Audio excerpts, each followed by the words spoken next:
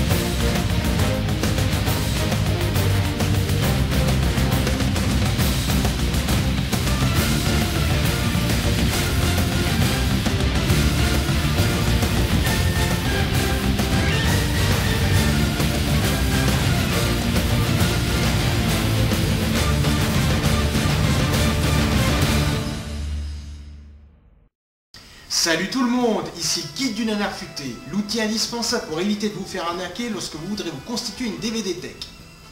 Vous savez, quand on parle de l'émission Club Dorothée, on l'associe souvent avec Dragon Ball Z, Sailor Moon, ou même Ken le Survivant.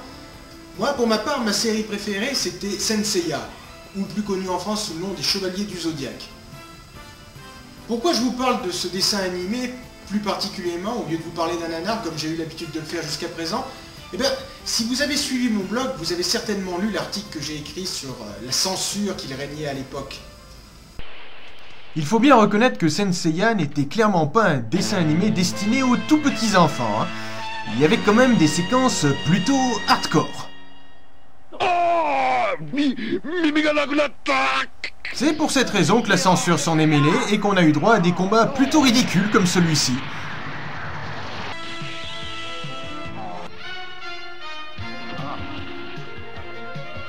Ouais, eh ben c'est sérieusement tronqué pour ce coup-là, hein.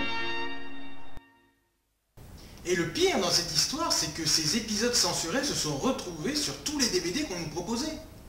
Heureusement, devant le mécontentement des fans, la société AB s'est quand même décidée à sortir une version collector de Senseiya avec la VF, bien évidemment, mais également la VO sous-titrée français. Mais si je vous parle plus particulièrement de ces coffrets collector, c'est parce que j'osais espérer, lors de leur sortie, qu'il y aurait un travail de redoublage VF de cette série. Et non, on nous propose la VF originale, et franchement, c'est une catastrophe. Les premiers épisodes de Senseiya sont littéralement massacrés. Non, c'est pas un doublage complètement délirant à la Ken le Survivant, non, c'est une incompréhension totale de l'histoire de Senseiya. Pour prouver mes dires, j'ai choisi de traiter de l'épisode 8 de Senseiya qui est absolument une honte en matière de doublage. Rien que le premier dialogue donne le ton. Seiya, nous aussi on va se présenter. Très bien. Quoi? Nous allons nous présenter? Mais ça veut rien dire, ça fait 7 épisodes qu'on vous connaît, ça sert à rien de dire ça.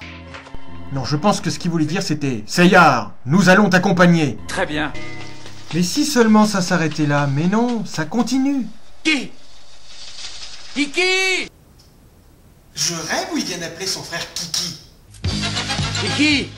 Kiki! Bon, pour information, pour ceux qui n'auraient pas suivi la série, son frère s'appelle Iki et non pas Kiki. Plus l'épisode avance et plus on entre dans le grand n'importe quoi. À coup sûr, elle est différente des autres armures. Et elle mérite bien son nom. N'aie pas peur, tu ne vas pas mourir. Pourquoi Sean a-t-il soudainement la voix de Shiryu? Personne dans les environs. Tu ne t'en diras pas si facilement. Quoi? C'est toi, Shiryu. Pourquoi Shiryu a-t-il soudainement la voix de Sean? Par moments, on a même franchement l'impression que les doubleurs étaient des amateurs. Il n'y a que le bras gauche. Il ne s'agit que du bras gauche. Mais enfin, elle a combien de bras gauche cette putain d'armure d'or? C'est d'autant plus inacceptable que si l'on fait un léger zoom sur l'image, on voit pertinemment que Sean a la jambe gauche. La jambe, bordel de merde! Mais la cerise sur le gâteau, c'est ça. Si nous n'avions pas utilisé le pouvoir de Pégase et celui du dragon, le résultat aurait été nettement différent. Iki, mais enfin pourquoi? Si on le laisse comme ça, il est clair que nous n'aurons jamais le dessus. Non. Même sans l'armure sacrée, nous Je n'arrivons... peux obtenir une reproduction de l'armure sacrée. Tu en es sûr? J'ai rien compris. Même scène, nouveau doublage. Si nous avions eu nos armures de Pégase et du dragon, nous aurions pu récupérer plus de parties de l'armure d'or.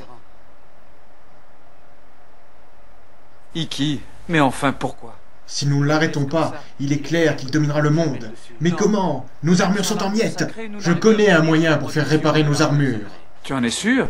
C'est tout de même plus compréhensible comme ceci, non? Dieu que c'est pathétique. Alors pour conclure, un petit mot sur le coffret collector vendu par AB.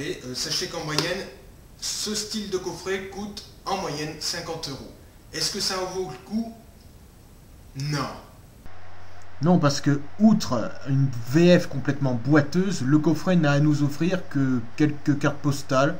Ouais, c'est sympa, hein. Mais bon, qu'est-ce que vous croyez que je vais faire de ça? L'envoyer à mes amis? Un petit livret avec la bio des persos, le listing des épisodes, ouais, sympa. Et surtout un boîtier qui part en lambeaux. Si j'ai un conseil à vous donner, privilégiez plutôt la version slim des épisodes de Saint Seiya. Vous aurez toujours la VF ainsi que la VO sous-titrée français. Et le prix est décidément bien plus attractif, en moyenne 30 €. Sur ces bonnes paroles, je vous laisse et je vous donne rendez-vous pour une prochaine vidéo où cette fois-ci nous traiterons du successeur de Chuck Norris.